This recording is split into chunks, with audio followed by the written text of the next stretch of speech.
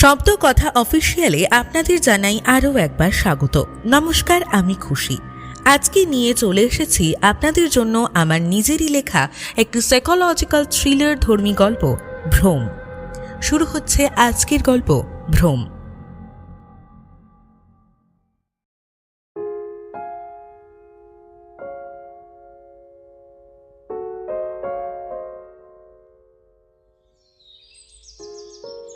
গেটটা নামিয়ে ঘরে ফিরে যদু। ঘর বলতে রেলের দেওয়া একটা ঘর, সেখানেই তার একার সংসার। কাজ বলতে ওই দিনে ৩-৪টে মাল ট্রেন আসার সময়ে গেট নামানো, আর সকালে একটা মেল ট্রেন পাস করার সময়ে নামানো ছাড়া আর তেমন কোনোই কাজ নাই ওর। জায়গাটা ঘন বনের মধ্যে।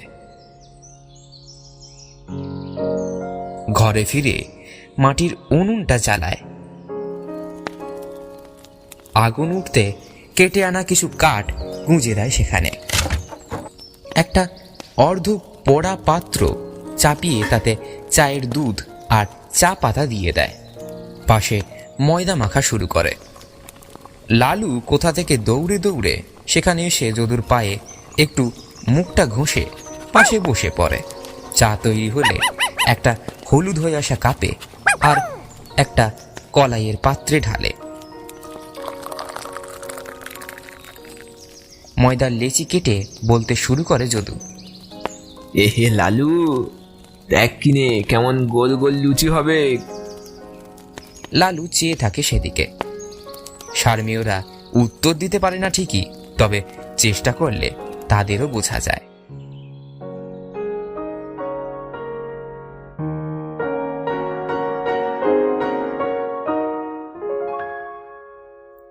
যদুর বাড়ি ছিল মধ্যম গ্রামে। সেখানে ছোটবেলায় ওই সরকারি স্কুলে পড়তো সে। মাধ্যমিক পরীক্ষা শেষ করতে না করতেই বাবা বলল, যদু, চল কিনে তোরে শহর দেখে নিয়ে আসি, চল।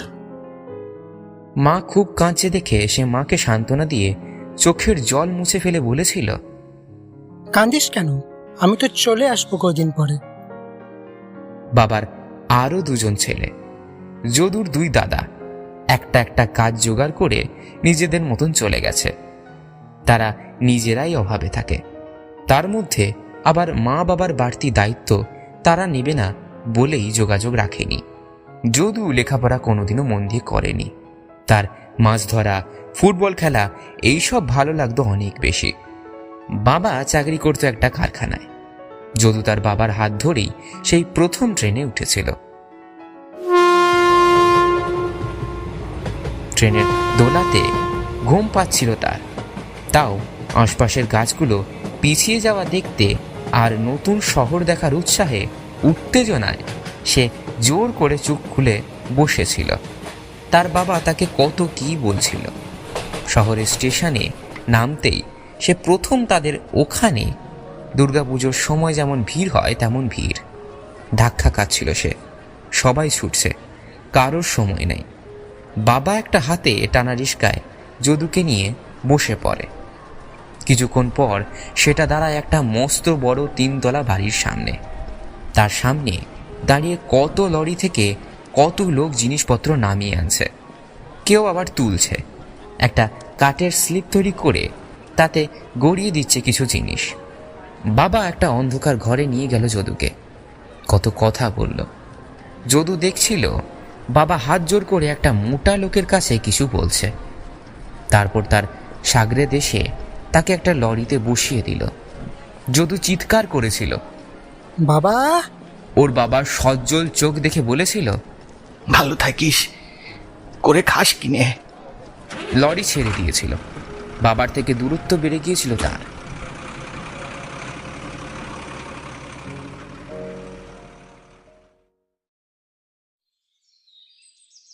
লুচিগুলো নামিয়ে কিছু হলুদ, নুন, চিনি মাখানো বেগুন ভাজা করে নেয় সে। তৃপ্তি করে সে খায়। লালুও খায়। লালুর আনন্দ হচ্ছে বোঝাতে সে দুবার ভো ভো বলে ওঠে। বাম হাত দিয়ে ওর মাথায় হাত বুলিয়ে দেয় যদু। নিজে খেতে শুরু করে। সেই লরিতে করে এসে দাঁড়ায় একটা বয়স্ক লোকের সামনে। ড্রাইভার তাকে কী সব কাগজপত্র একটা খামে করে দেয়। কিছুক্ষণ পর সে জিজ্ঞাসা করে, নাম? যদু কামাল, বাড়ি? মধ্যম গ্রাম। আচ্ছা, বয়স? 22। শোনো, তোমার কাজ শেখার বুঝিয়ে দেবে। প্রথমে 4 বছর তুমি পার্মানেন্ট নয়, কাজ ভালো হলে মাস মাইনেও বাড়বে আর পার্মানেন্টও হয়ে যাবে। সেই বছর 4 কাটল একটা সদা ব্যস্ত রেলগেটের গেটম্যান হয়ে। তারপর এই মাস 4-5 হলো তাকে পার্মানেন্ট করে এই নারায়ণপুর ক্রসিংয়ের দায়িত্ব দেওয়া হয়েছে। সে এই জঙ্গল আর সঙ্গী বলতে লালু ছাড়া কেউই নেই তার। ওই একরকম চলে যায় তাদের। হাত ঘড়িতে সময় দেখে নেয় যদু। তারপরই দৌড়াতে দৌড়াতে পৌঁছায় ক্রসিংয়ে। সেখানে গেট তুলে দেয়। অনেক লরি জমা হয়েছে এদিক ওদিকে। লরিগুলো শব্দ করতে করতে পার হয়ে যাচ্ছে।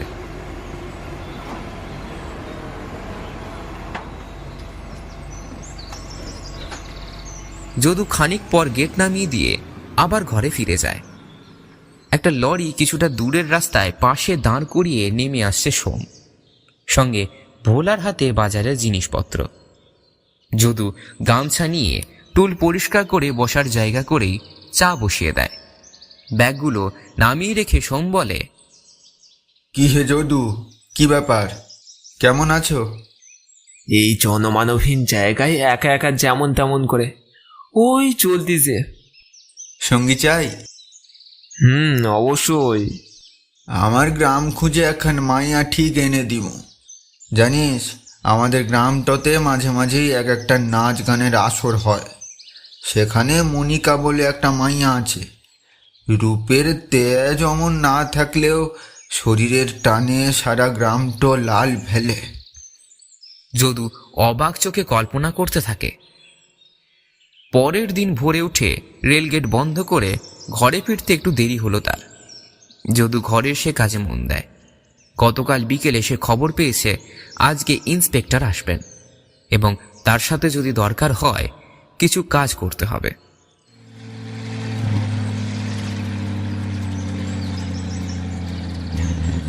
একটা জিপ ধুলো উড়িয়ে এসে দাঁড়ালো ঘরের সামনে।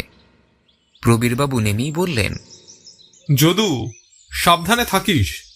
জানিস তো এখানে রাতে চিতার উৎপাত বেড়েছে। যদু চায়ের কাপ ধরিয়ে দিয়ে ঘাড় নেড়ে সম্মতি জানালো। ইন্সপেক্টর আসবেন এবং তার সাথে যদি দরকার হয় কিছু কাজ করতে হবে। যদু, তুই বলেই এখানে পড়ে আছিস। অবশ্য এই জনমানবহীন প্রান্তরে তোর মতন সংসারহীন লোক বলেই থাকতে পেরেছে, না হলে এখানে কারোর পক্ষেই থাকা সম্ভব নয়। টহল দিয়ে আমি একেবারে ফিরে যাব, পরে দেখা হবে। আচ্ছা স্যার। সন্ধ্যা নামে। বাতি জ্বালিয়ে রাতের খাদ্য পাত্রে ঢালতে শুরু করেছে। হঠাৎ একটা পায়ের আওয়াজ পায় সে। দরজা দিয়ে বাইরের অন্ধকার বনের দিকে তাকায়। না, কেউই তো নাই ওখানে। একটা মহিলার গলা শোনা যায়। আমারে থাকতে দেন বাবু, আজকে রাতটা থাকতে দেন, দয়া করেন আমারে। আচ্ছা, উটকো ঝামেলা তো, রাত বিরেতে মেয়ে ছেলে। না না, এখানে থাকা যাবে নি। মেয়েটি নাছোড়বান্ধা হয়ে অনুরোধ করে। শেষমেশ ভীষণ বিরক্ত হয়ে যদু বলে, বলি থাকতে গেলে খাটতি হবে, আজ যেতে 2টো ভাত আছে, খেয়ে নেন। যদু খাটিয়ায় শুয়ে গায়ে চাদর টেনে নেয়। সেই মেয়েটি মেঝেতেই শুয়ে পড়ে। যদু প্রশ্ন করে, নাম কি? মধুবালা, থাকে শান্তিপুর গ্রামে, বাপের অভাগা মেয়ে।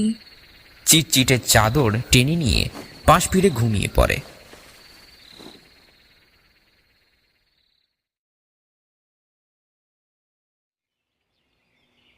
পরদিন ভোরে উঠে সে দেখে মেয়েটি মেঝেতে নাই।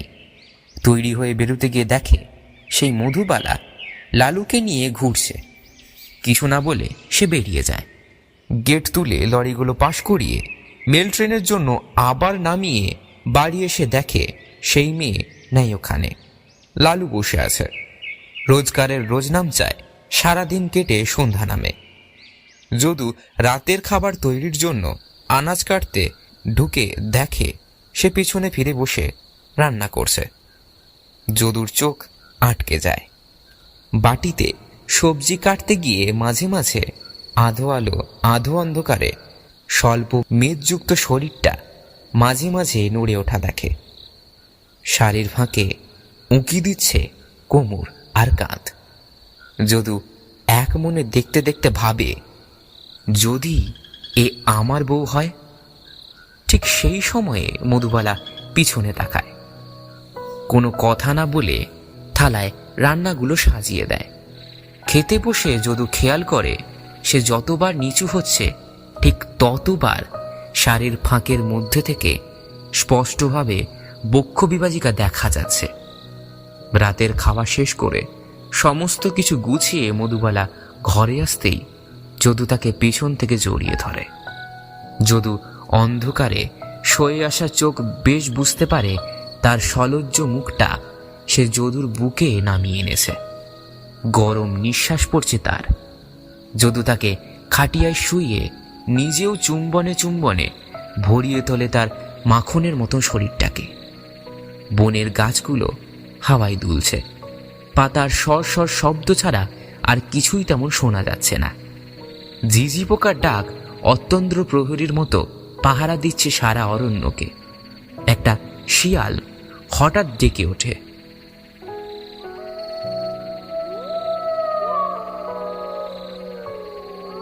যদু আর মধুবালা ততক্ষণে একে অন্যের মধ্যে মিশে গিয়ে মেতে উঠেছে সৃষ্টির আদি অকৃত্রিম খেলায়।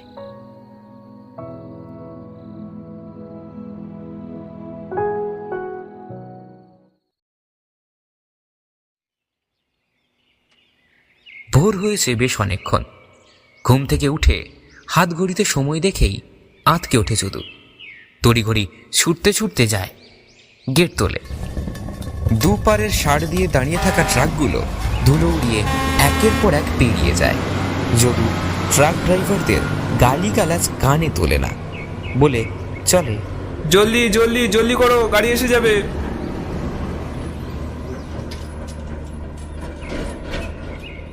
আবার গেট নামিয়ে যদু ঘরে ফিরে আসে। মনটা তার আজ খুবই ফুরফুরে হয়ে আছে। কিছুক্ষণ পর সোম আসে। যদুকে একটু বেশি খুশি দেখে প্রশ্ন করে, কিরে যদু, এই বনটাতে কি এমন ঘটল যে তুই ইতনা খুশ হয়ে গেলি? বল কেনে, বল। যদু লজ্জামাখা বুঝে আসা কণ্ঠে সবকিছুই বলতে শুরু করে। মুখের দুপাশ হালকা লাল হয়ে আসে তার। সবটা শুনে বেশ অবাক আর খুশি হয়ে সোম বলে, বারে যদু, এ তো খুশখবরি আছে, লেকিন বিয়ে শাদি কিছু করবি তো? আজ তোর জন্যে মোদের গ্রাম থেকে দুটো মাইয়ার ফটো এনেছিলাম। লাগবে নাই আর ওসব লাগবে নাই। শাড়ি গয়না আর মাংস ভাত খাওয়া হলেই হবে। তুই শুধু খাইয়ে দিস। ধর, শাড়ি গয়না তোর বৌদি দিছে, রাখ কিনে। কাল তোর বিয়ে হইবে এক। তোর বিয়ে তো মু দাঁড়িয়ে থেকে দিবক। চাঁদ উঠেছে, ফুল ফুটিছে, কদম তোল্লাই কে, হাতি নাচছে, ঘোড়া নাচছে, যদু বাবুর বে। সেদিন রাতেই যদু সেই লাল শাড়িটা ঘোমটার মতন করে মধুবালার মাথায় রাখে। ধুলোপাড়া অস্পষ্ট হয়ে যাওয়া আয়নার সামনে তাকে এনে দাঁড় করায়। নিজে তার ঘাড়ে মুখটা ঘষতে ঘষতে বলে, তোরে কাল বিয়ে করুম। মধুবালাকে কেমন লাগছে তা দেখতে সে আয়নায় তাকায়। কোথায় সে? কাকে দেখছে সে? একটা রক্ত শূন্য মুখ, কোটরে ঢুকে যাওয়া কালো চোখ, অবিন্যস্ত চুল। বেশ অবাক হয়ে যায় যদু। সে সরে আসার আগেই তাকে ঠেলে সরিয়ে মধুবালা এক ছুটে বনের মধ্যে চলে যায়। যদু মুহূর্ত খানেকের জন্য অবাক হয়ে দাঁড়িয়ে থাকে। তারপর উঠেই কিসের এক অমোঘ অপ্রতিরোধ্য টানে সেও তার পিছু নেয়।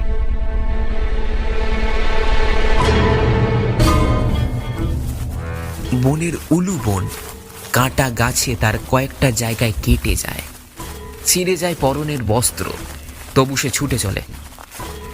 যদু ধরে ফেলে মধুবালাকে, তার পাশে গিয়ে বসে প্রশ্ন করে, কি হলো তোর? মধুবালা তার কাঁধে মাথা হেলিয়ে দেয়। সে অনেক কথা বলে, শেষে চোখে জল নিয়ে কান্না চেপে দৃঢ় স্বরে বলে,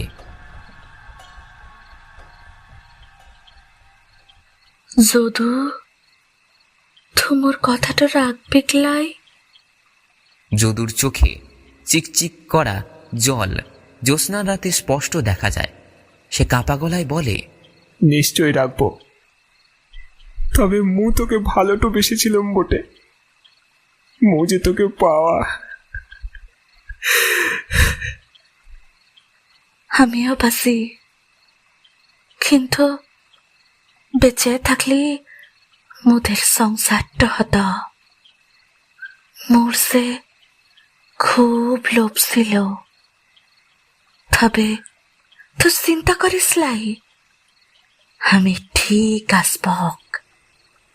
তুই যতবার মুক্তি দিবি, ততবার আমারে তুই দেখতে পাবি।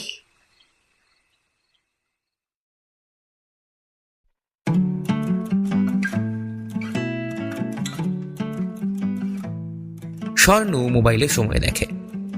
আজ অফিসের বসের কাছে তাকে কথা শুনতেই হবে। না, আজ আর বাঁচা গেল না। মাইগ্রেনের সমস্যাটা হঠাৎ বেড়ে যাওয়ায় গত রাতে ঘুম আসতে প্রায় 3টে বেজেছে। ও তখনই বুঝেছিল কাল অফিসে পৌঁছাতে লেট হবেই। অফিসে পৌঁছে বসের ঝড় তোলা কথা শোনানো শুনে বিরক্ত মুখে ডেস্কে ফেরে স্বর্ণ। আওয়াজ করে নিজের ব্যাগটা রেখে চেয়ার টেনে বসে পড়ে।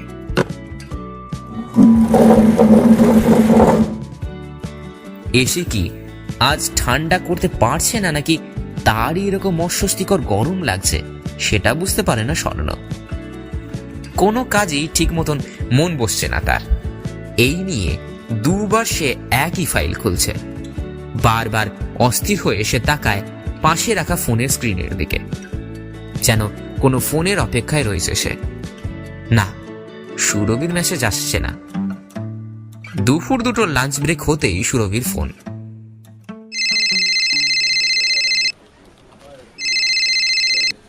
হ্যালো অপু, তুই কাল রাতেও ঘুমাতে দেরি করলি তাই তো? কি করব বল, তুই সেই যে বললি জ্বর কমছে না, তারপর থেকে তো অপেক্ষা করছিলাম তোর ফোনের। আর তারপর মাইগ্রেনটাও। আরে আমি ঠিক আছি এখন। নিজের শরীরটা এইভাবে রাত জেগে খারাপ করিস না। আজ ফিরে রেস্ট নে, কাল আমরা দেখা করছি, ঠিক আছে? আচ্ছা, তুই আসবি না আমি যাব? ফ্ল্যাটে আমি একাই থাকবো, কাজেই তুই আয়। মা বাবা কাল সকালেই সল্ট লেকে যাবে। Okay okay, take care, love you.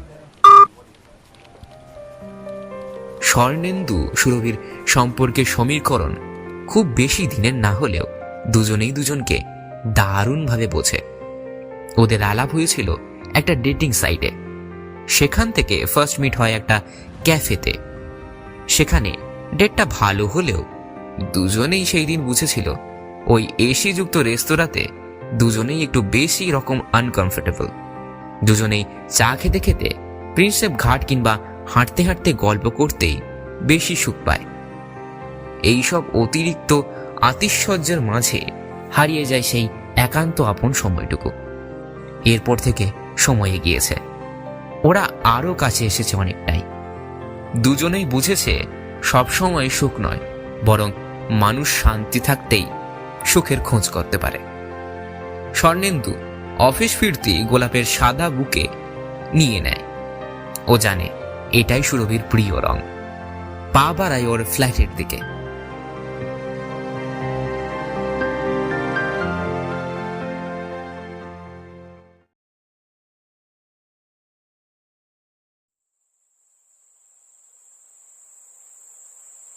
গৌতমদা, এত ধ্যানতারা কাহিনী শুনে কি করবো বলো তুমি? জাদু কাহিনী স্থগিত রেখে এখন সোনা সোনা প্রেম এইসব শুরু করলে ধ্যাত। গৌতমবাবু সিঙ্গারায় কামড় বসিয়ে চিবুতে চিবুতে বলেন, এই হলো তোমাদের দোষ, কোনো কিছুতেই এতটুকু ধৈর্য নাই। শোনোই না গল্পটা।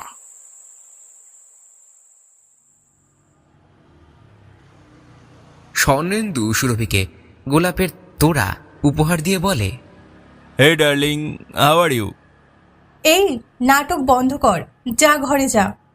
যাদব দাদা, সিন্নি দুটো বলে রাখা আছে, নিয়ে এসো না প্লিজ। নতুন লোক?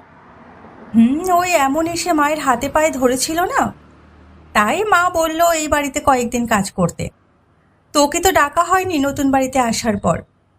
এটা খাও অন্তত, লোকটা খুব ভালো খেয়াল রাখে আমার। কিন্তু আমাদের এসব। দুনিয়াটা তো টাকার বস, আর সেখানে। স্বর্ণ মুচকি হাসে। যাদবদা ঘরে এসে ওই ট্রেটা রেখে চলে যায়। সুরভি দরজা বন্ধ করে এগিয়ে আসে স্বর্ণর দিকে। স্বর্ণ সুরভি চুম্বনে চুম্বনে ভরিয়ে দেয় একে অপরকে। স্বর্ণেন্দু আলিঙ্গনকালে হস্তবন্ধনে আবদ্ধ করে ফেলে একে অপরকে। ঘরের উষ্ণতা ক্রমশ বৃদ্ধি পায়। এসির হাওয়ায় দুলতে থাকে সদ্য তুলে আনা অলিয়েন্ডার। কামের তীব্র নেশায় নিজেদের অন্তর্বাস খুলে ফেলে দুজনে। স্বর্ণেন্দু সুরভি মেতে ওঠে চিরাচরিত সেই খেলায়। কিছুক্ষণ পর স্বর্ণেন্দু সুরভি বাহুবন্ধন আলগা হয়ে আসে। কোনো এক অজানা মৌনতা বিরাজ করে কিছু সময়। সুরভি উঠে বাথরুমে যায়। সুরভির ফোনটা ঠিক সেই সময় বেজে ওঠে।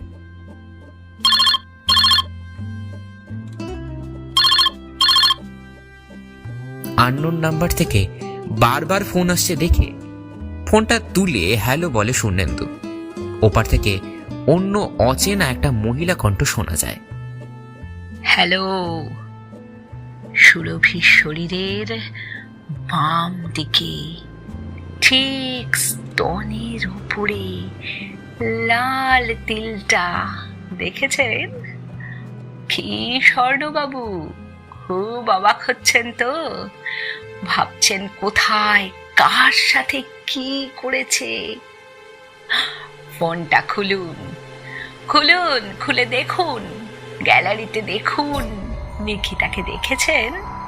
ওটা আমি, আর সঙ্গে একটা তাচ্ছিল্যের হাসি শোনা যায়। অবাক হচ্ছেন তো নিজের বাগদত্তাকে দেখে?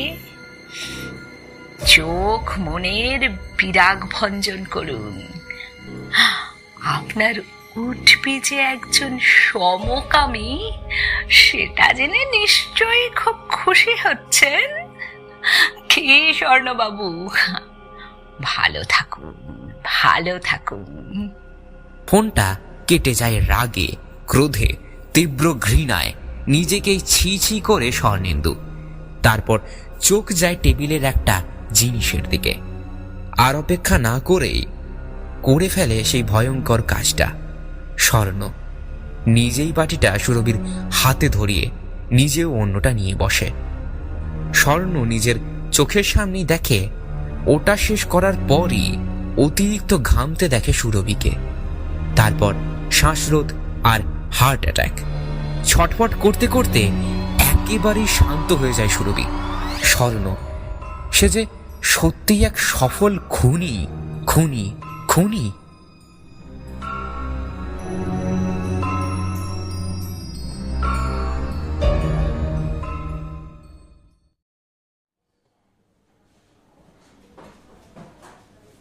হাসপাতালের বেডে ধরফর করে উঠে বসে স্বর্ণ।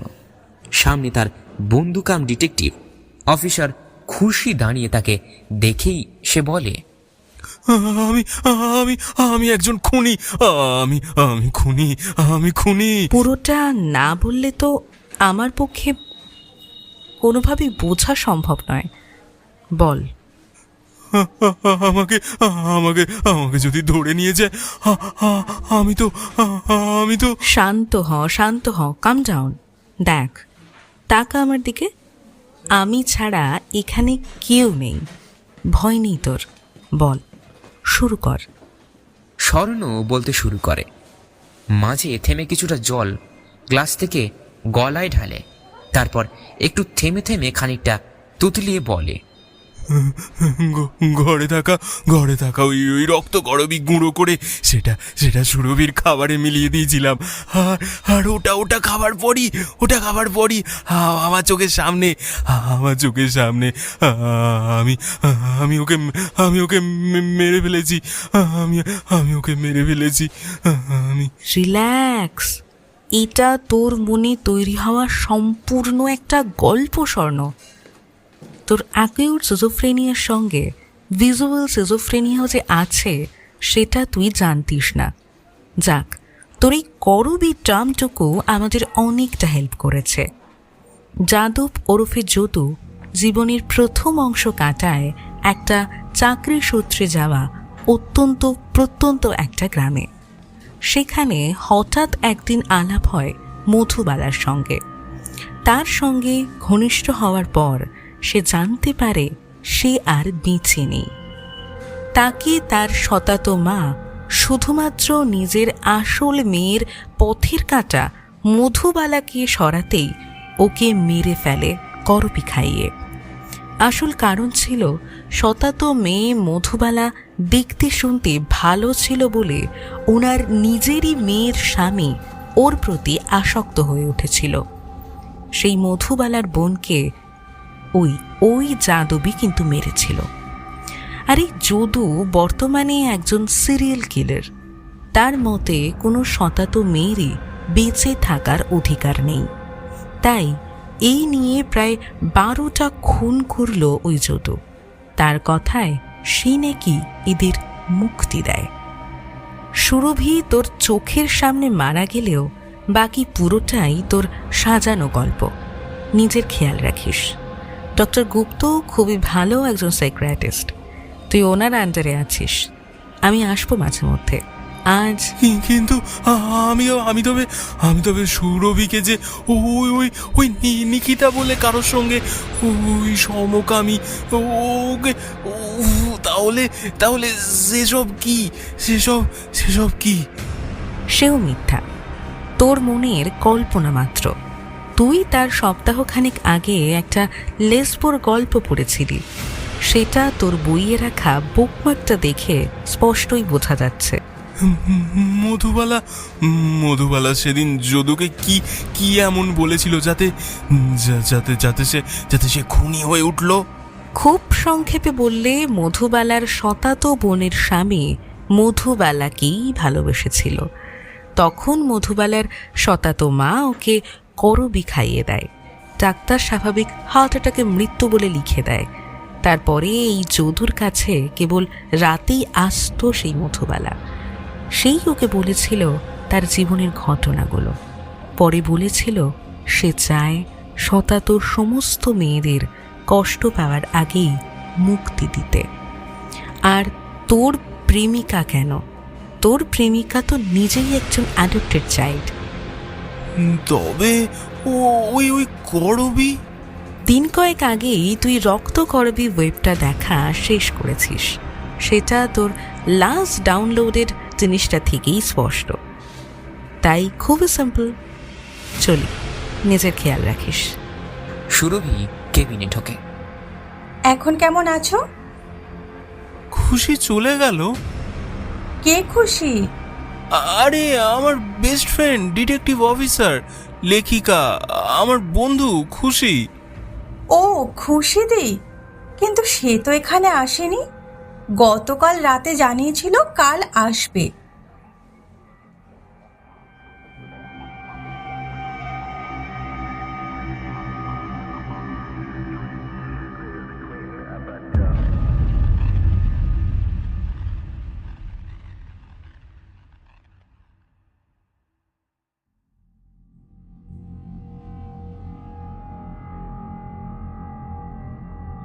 এতক্ষণ আপনারা শুনছিলেন আমার নিজেরই লেখা একটি সাইকোলজিক্যাল থ্রিলার ভ্রম। আজকের গল্পের সূত্রধরের ভূমিকায় ছিলাম আমি। অন্যান্য চরিত্রে যদুর ছোটবেলার চরিত্রে ছিল অগ্রজ, যদুর ভূমিকায় তুহিন, যদুর বাবা রাজ, বয়স্ক লোক অভয়, সোম, সূর্য, প্রবীর, অভিষেক, মধুবালা, প্রান্তিকা, সুরভি, পূজা, স্বর্ণ, দীপ, প্রণয়, আদাস, গৌতম, রূপঙ্কর, কিশোরী, অর্ণব, নিখিতা, পারমিতা, খুশির চরিত্রে আমি খুশি, কথক, রূপঙ্কর।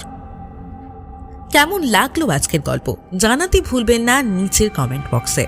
আর এরকমই ভিন্ন স্বাদের গল্প শুনতে এখনই সাবস্ক্রাইব করুন আপনার প্রিয় আমার প্রিয় শব্দ কথা অফিসিয়ালকে। আর পাশে থাকা বেল আইকনে অল নোটিফিকেশন অন করতে ভুলবেন না, যাতে আমাদের চ্যানেলে আসা গল্পের আপডেট সর্বপ্রথম পৌঁছে যায় আপনার কাছে। সঙ্গে থাকুন, সুস্থ থাকুন, শুনতে থাকুন, শোনাতে থাকুন শব্দ কথা অফিসিয়ালকে। দেখা হচ্ছে আগামী সপ্তাহে ঠিক একই সময় অনলি অন শব্দ কথা অফিসিয়াল।